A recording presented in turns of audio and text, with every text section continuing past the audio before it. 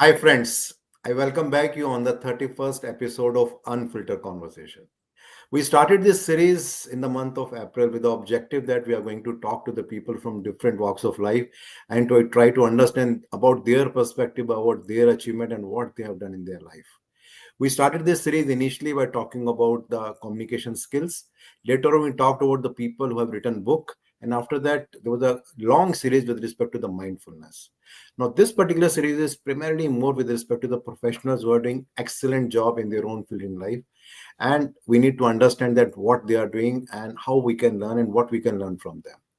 So today, I have a very interesting guest. His name is Mr. Vivek Jakhmola, who has a wonderful and very solid experience of more than 27 years in industry. Primarily, all his experience is in the automotive sector, and he has worked in some of the best industries, tier one in India.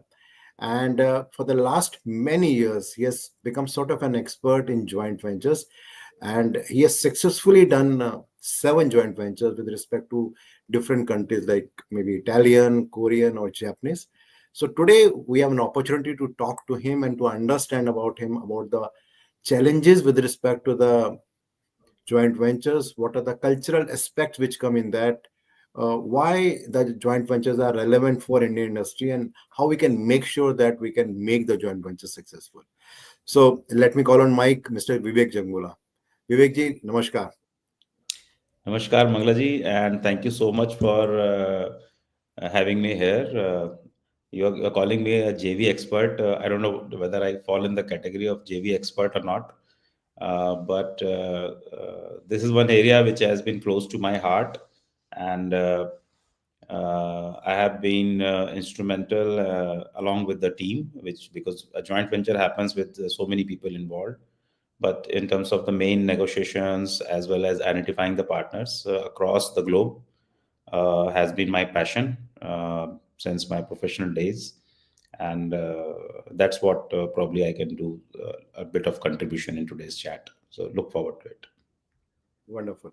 So let's start with understanding what is the joint venture means. Sometimes people think that joint venture means it is only 50-50, or some people link it with collaboration, or because there are many words which are there in industry.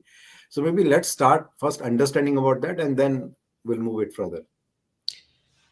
So I think that's very very interesting and important thing to know first that what is a joint venture. Uh, Before knowing what is a joint venture, let's talk a bit on the why there is a need for a joint venture. uh, with all due credit to the technical process of the Indian engineers, uh, we can probably do anything and everything, whatever we want. This is my firm belief, and this is what we are very proud of. However, what happens is that there are several technologies in which the countries which are so-called developed countries, they had the time, they have the experience, and they have developed those technologies they're quite ahead in terms of the let's say the being in a particular timeline in the technology development. So if we start today, we will be able to develop technology in, let's say, 5 years time, but they have already developed that and they are using it for multiple years now. So what happens is that most of the joint ventures, in place of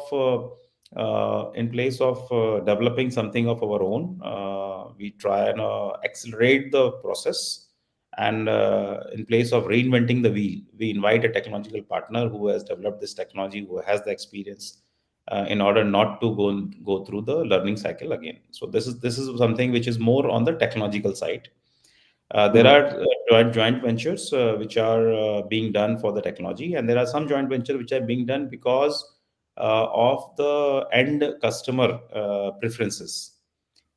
Since I am into automotive sector, so I will talk most of all views, whatever I express should be seen from that automotive lens. That is what I have been doing for many years now. So what happens is, suppose if there is a, let's say, a Korean company, a Korean OEM company comes to India, they have a comfort, they have a understanding, and their most of the designing and development is happening in their mother country. Mhm. They prefer that the people and the companies whom they have worked for last many decades and developed the technologies for their car together as a co-engineering kind of projects. They prefer those companies to be in India, and then the time to market and the learning curve for the Indian landscape becomes very short. So this is the second type where it is preferred and suggested by the customer, and obviously if customer needs something, we have to follow that lead. So Mhm. few places the technology is that we are doing something, we want to do it much better, so we find a partner and we shorten the cycle. We sometime it is the customer requirement, the customer wants that particular product from a certain company. Sometime we also look for the investment from the monetary point of view also, that the joint venture for the monetary point of view also. And this joint venture can happen from the foreign company, this joint venture can happen with the Indian companies as well. So if it is only money and some kind of the Mhm. technological side. But most of the places, or let's say close to 90% plus, it is mostly on the technological side as well as acquiring the customer. So Mhm. that's the basic reason why somebody does the joint venture. In one line, if you want to say, shorten the time to market and getting the latest technology which has already been tried and tested in some other Mhm. market in the world. So that is the primary reason. In terms of formation of a joint venture, it can be formed in multiple ways. It can be an equity-based joint venture. So the company coming in from outside, they put in the equity in the Indian organization. Either they acquire part of it, or they form a new company where they both the partners put in some money. Indian partners normally, in general, provides the local logistical support, operational expertise, the government, licensing work, everything, and then the technology partner basically comes in with the technology and some amount of money. Sometimes the Mhm. money which coming in from outside is not in the form of hard cash, or that means not in the form of the money, but in the form of the technological inputs which they are giving. Mhm. This is one type. Percentages can be different. It need not to be 50-50. It can be 5%, 10%, 15%, whatever way it can be. Everything is Mhm. called a joint venture. So it's a very wide term. Rest is as per the legal requirement, whether you are a minor partner or you are a major partner, or you have a board seat or you don't have a board seat, you have the veto vote or you don't have a veto vote. So these are the basically the legality of and the board formation side. So that's what happens normally. There could be exceptions. Few places the company is formed, a technical license is taken, and Mhm. just a token equity of 1 or 2% is given to the foreign partner, and we still call it a joint venture, which in all logical senses it is joint venture. But then the stakes from the partner from abroad is only the technical license. They do not have the skin in the game. So Mhm. Mhm. I Mhm. prefer that whenever the joint venture happens, it should be equal. It should be either a 50-50 or let's say very close to 50-50, so that Mhm. sufficient interest and sufficient stakes of both the partners are there in the joint venture. So that is one area which Mhm. I try my level best to achieve in every relationship which we form. Now, when you're talking about joint ventures, one is from the context of a country, say India, that on behalf of India, a particular company is thinking about that what are the benefits they are going to get, or maybe any OEM, say Maruti Suzuki, or maybe Honda, or maybe Hyundai, they are asking that we'll give you business only when you have a joint venture or when you have that technical know-how, only then we'll give that. But what is the interest of the other party, maybe an Italian or Korean or Japanese, or American or German? Why they want to have a joint venture? What is their perspective about it? There are several perspectives they have. See, everything is a business. If there is no monetary benefit in a long term, nobody will be doing anything. So one is that India shining story that attracts everybody. We are very fortunate to be in these times in India, where we are growing leaps and bounds. There could be some in between some cyclic dulls, but this is all we all know. It's all temporary, and all said and done, India growth story is very much intact. So which is completely in contrast with the automotive stories in other markets. where the things are saturating, where the number of vehicles which per thousand people is quite high, so there is no headroom for the growth. And in contrast, in India, it is booming all the way. So that is one. Second, the OEMs, they are from these developed countries. Most of the OEMs, except hats off to Tata and Mahindra, who are the Indian OEMs who are leading this charge from the Indian side. But most of the other OEMs are from the outside countries, and these suppliers have a responsibility to support these OEMs in India whenever they are planning for any model which is common or with the technology which they have. Mhm, So mhm, either under the pressure of OEM, uh, or persuasion, I should not use the word pressure, but under the mhm, persuasion of the OEM, or by participating in the India growth story, because the India is the market where everybody wants to be. Nobody wants to miss this market. It's a growing market. We have a huge young population for the hands which we have. We have got brilliant minds. We are mhm, probably, I have experience of so many countries, but probably we are the best administrators in the world. We mhm, can manage multiple things at a time, and kind of loyalty and kind of dedication which the managers in India demonstrate in their professional life, it's unmatchable. So mhm, mhm. there is no reason why somebody would not like to have a joint venture in India. So it means if you talk about two parties, maybe a party from India and maybe party from outside India, they both have different interest that why they want to have a joint venture. So it means Yes. when people have different interests, when somebody does not have a technology, say in India, or somebody does not have that kind of resources to develop that technology, or maybe an OEM is forcing them to go for it, or maybe in case they want to be in a race to get a business, they should have a technology partner. On the other hand, a person from outside or country from outside, any other company, they have their own reasons because the market is saturated. So does it create any problem? Does it create any clash, maybe in the beginning or maybe later on, because the interests are different? So I don't say that interests are different. Their reasons for the joint venture may be different, Yeah. but their end result, end target is same, which is creating wealth for the stakeholders. Mhm, So both the mhm, companies, be it from India, be it from outside, they will have their own reasons why they want to come to India, why they want to have a joint venture and not 100% FDI. They normally in a far land, we don't want to be involved in the day-to-day activities because we don't know the culture.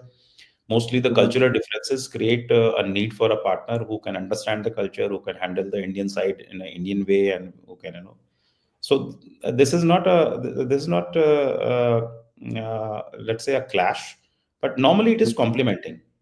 So needs Okay. are different. Ultimately, the end game is same. So that is what that only then the joint venture is actually created. If there is Yeah. a difference, then normally the joint venture will not happen, and even if it happen, it will not sustain. So a wise manager who is handling the joint venture creation must ensure that the ultimately the aim should be same. गोल अगर same नहीं है तो फिर बहुत दिक्कत होगी, फिर नहीं चलेगा. Then it's a problem at that time. That's a big problem. And I It's think not it's about, everywhere, not only in it's joint everywhere. venture, but It's everywhere. everywhere. It's It's everywhere. everywhere. It's any kind Even of a an relationship. employer and employee, if they have Yes, a different opinion, or maybe an OEM and a supplier have a different opinion, then maybe after it will some not time happen. there can be issue. Yes, it has to be But then if win-win. we, Win-win for yeah, both. but if we see it from the context of India, there are many joint ventures who are doing wonderful for years and they are still Yes. doing it very good. But there are huge list of joint ventures which started off very well. And there was a lot of popularity and there was a lot of assumption that they are going to great. But after a while, something happened. So why it happens that some joint ventures do really well and Mhm. some joint ventures maybe after a while they just fade out and there's an ugly you know departure from their joint venture. Uh, it's I always say that uh, if the people at the top do not understand each other's culture and do not respect each other's needs, Mhm, uh, then it creates frictions. You can keep on moving even with the friction, but then you will lot of power will be lost to overcome that friction. So mostly it is ego issues. Mostly it is not understanding the partner's requirement, and more than that, not understanding the cultural values which are different. Mhm. Uh, Mhm. Unfortunately, sometimes what we do is we believe that the culture which we are accustomed to is a superior culture, and other cultures are not good. Mhm. For an example, we might object to some, the people hugging each other for greeting, and we say that namaste is better. Uh, Yeah. Although neither that nor this is superior. So cultures, I always say cultures are can be only different. Culture cannot be good or bad. Mhm. So Mhm. Mhm. it's like somebody is habitual of certain type of living, certain type of speaking, certain type of way of life. He if it is actually bad, he will also realize it bad. So when it happens that you do not, you try to bully or you try to push your culture or your method of working, then it Mhm. becomes a problem. And ultimately the breaking of the joint ventures I have seen most of the time is not because of some large issues. It is the accumulation of small issues, and most of the people's ego comes in Mhm. between. Of course, there are joint venture which fail because of the financial issues and all, which nobody can help it. But if there is a mutual respect, and if there is a very clear demonstration of your good intention. So here Mhm. I'm emphasizing on the word demonstration, because I can have good intention, but if I'm not demonstrating, I'm not showcasing, I'm not making the other person feel that I have a good intention, then it Mhm. makes no value. I always say, and this is a saying from one of my good friend, that you are never what you think, you are always what you do. सो आप जो Yep. कहते हैं, आप जो सोचते हैं वो आप नहीं होते, आप जो करते हैं वो आप होते हैं। करते हैं वो आप होता है. तो like for So example, yeah, या yeah, please, yeah. for an example, if I relay whatever happens in our minds to directly to Facebook page, maybe most of us will not be able to show our face ever again in the world. But then we are not that. We may be thinking something bad about some person. We may be thinking something not so good about any situation. But if you Mhm. are not acting on it, I might wish to kill someone, but until unless I take a knife in my hand and then kill it, and I'm not a murderer. Mhm. But I have a good intention, but I still comes kill somebody, I will be a murderer. So in the relationship in joint venture, until unless we are demonstrating very openly, clearly, especially when the joint venture partner is not with us, not watching us, with the other Mhm. third parties, when we are talking about the joint venture partner, when we are talking about the interests of the organization, if you are talking any kind of if you're doing any kind of a non sensitive things, uh, Mhm. those information ultimately reach where it should reach. So we have to be demonstratingly good. So if we talk about, say, for example, two good reasons that why joint venture works and why joint venture does not work. So from your past experience of say 27 years working in industry and working in joint ventures for more than seven different projects, uh, what is your experience about the industry, that any two good things and any two bad things which actually result in success or the failure? So I think there is only one thing why a joint venture works is the trust. Okay. If there is a trust, and I'm talking about Mhm. works means joint venture can continue for several years, but it will not be a, let's say, a happy or a good joint venture. Mhm. Because once we have signed on the document and you have legally bound, then it takes very a long time to ultimately break up. It's like a marriage. So happy Mhm. marriage and marriage, there are two different things. The happy marriage Mhm. happens when there is a trust between both the partners, and a tendency of doing things better for the partner. Whenever Mhm. there is a chance where I have a upper say and I can take out a bigger share of, let's say, benefit, but I still Mm-hmm. ensure that I do it very impartially and I do it in a very honest way. So the trust is probably the biggest reason. And another, which is a more professional reason, is the lack of communication. So if Mm-hmm. there are right kind of forums which are formally or informally created in the joint venture, where you address the uh, grievances, you address the concerns uh, uh, in a timely manner and in a rightful way, there is no reason why the joint venture will not be successful. Also, Mm-hmm. we should also create the forums which are informal or formal forums where the people to people connect between the joint venture partners is as much Mm-hmm. as possible. So Mm-hmm. there are many occasions when you get a chance to be very close to your partner, the people understand them, and make create a personal rapport with the key people at the joint venture Mm-hmm. partner. So that is very important. So trust and communication, I guess, is the most important virtues for the success. And opposite of this is a reason of failure. Failure also. Yes. Wonderful. If one So, wants to be always a win-lose situation, you want to win in the win every battle, you are definitely mm-hmm. going to lose a war. Mm-hmm. Mm-hmm.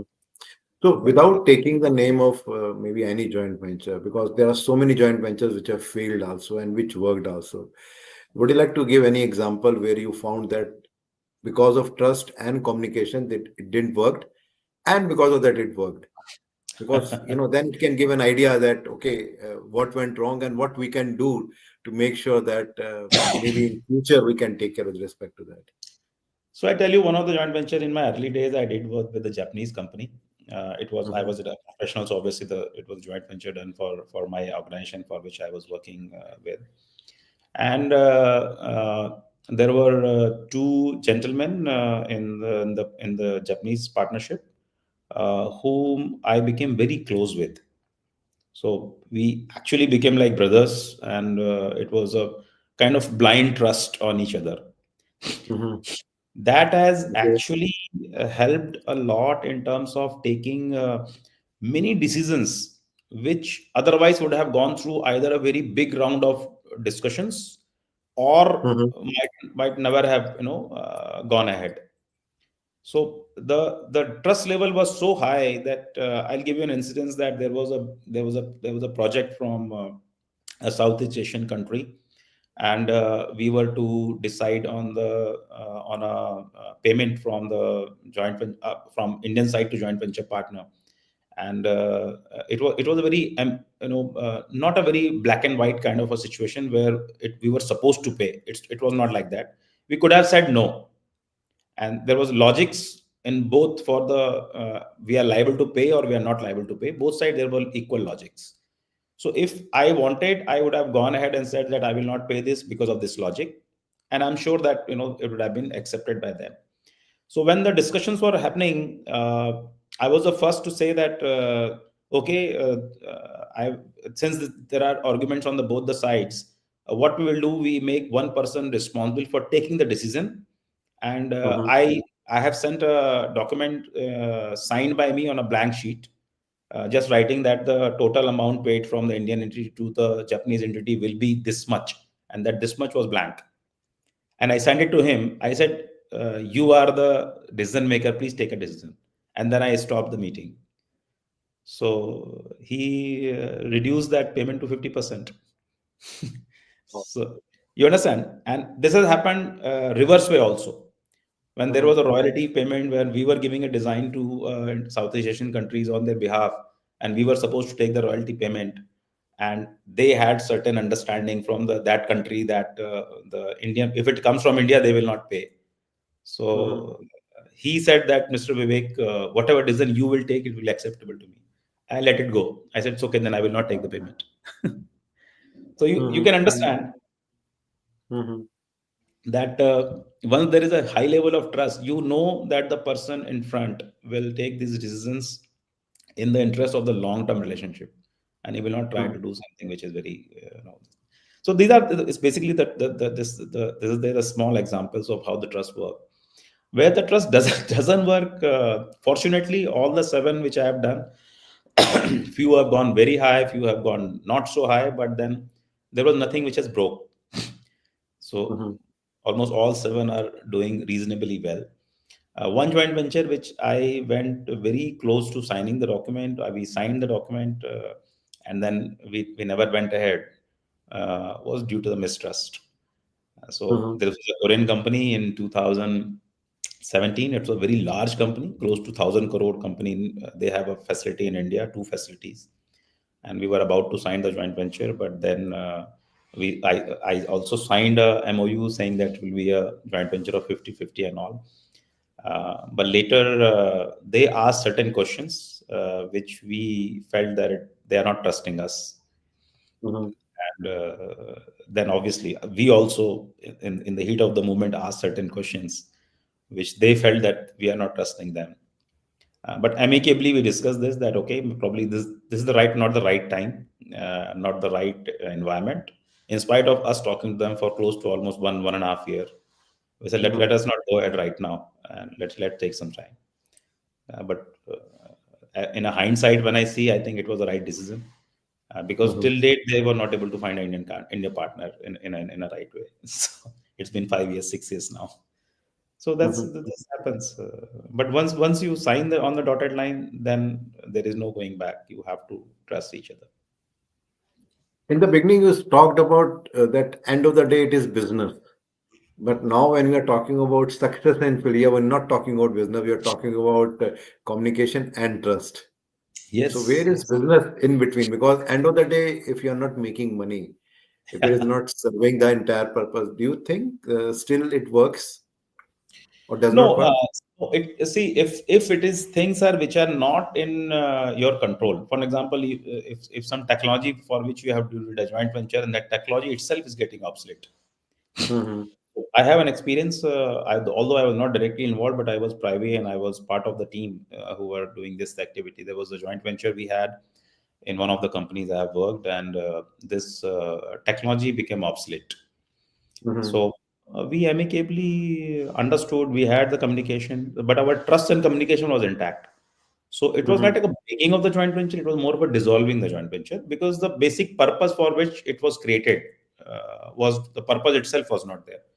But any kind Mm-hmm. of a joint venture which is not making money is mostly happens if either in the first place the understanding about what we are going to get, what both the partners are bringing on the table, was not clear, and we have just did a JV for the sake of it, or we have not nurtured the relationship in the right way. Otherwise, there is no reason why a rightful technology and rightful Indian partner with the good intention and a right kind of trust and communication, why it will not be successful. There is no reason. From your past experience, how much is the average duration which takes finally when you sign any joint I have venture? experience of signing it in 3 months to 3 years, and one of the joint venture which I was not part of it, but I was in the same company. It took almost like 7-8 years of discussions to sign up. So there is no timeline, right? That. It depends on the geography also. For an example, if it is a Japanese side, it will take much more time, because in Mhm. Japan the planning is 75%, execution is 25%. So Mhm. they will be Mhm. keep planning, keep discussing, keep doing things, and they will take their own time for signing. Whereas if it is with a let's say for a European side or a US side, if they understand, probably in 1 month, 2 months time, you can sign off and you can But then the breaking and dissolving is also as fast. So the cultural difference from these two companies are there. From the European and US side, they are very professionals. So they will be mostly focused on the end result, and they will Mhm. take a call for calling it off very quickly. Mhm. Joining hands and breaking hands are purely professional. They have then, and your personal relationship will continue. But in Japan, it is mostly it is to do with the personal rapport, the trust which you have, and it will be more for a longer term. They will Mhm. continue to support. They will, so it is a more like a family kind of arrangements. That's my experience. Exception can always be there, but whatever 2-3 joint ventures I have done with Japanese people, it has been very good. With the European side, quick to join hands, quick to get results. And if it is results are not coming, quick to take a decision to part ways or curtail it down so that losses can be reduced. So from the purely Mhm. business point of view, I feel that this method is better. But from the long term perspective, I think the other method is better. Mhm. There's one question from the audience that when we talk about joint venture, is it only for technical purpose, or there can be some any other reason also with respect to any joint venture? Mostly, it is the technology side. See, Mhm. in India, if it is pure money, normally it happens through the 100% FDI. Mhm. So there are Mhm. many companies which are the 100% owned by the foreign entities, and they put set up their companies in India. Mhm. Normally in India, money, operations, people, these are our strengths in a joint venture.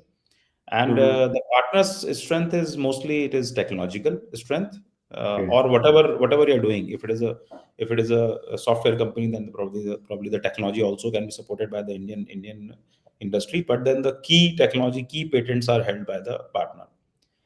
Mhm. Uh, Mhm.